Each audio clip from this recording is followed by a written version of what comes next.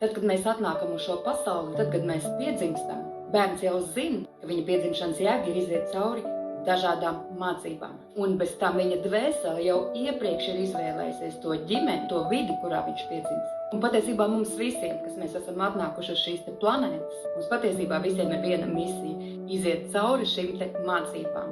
Un ja mēs neapzināmies un nesaprotam savus uzdevumus šajā dzīvē, nesaprotam, kādas mācības mums ir jāiziet, tad tas var atkārtoties daudzkārtēji. Ja mēs to nesaprotam, tad tas atkārtojas un atkārtojas līdz tam, kamēr mēs to saprotam.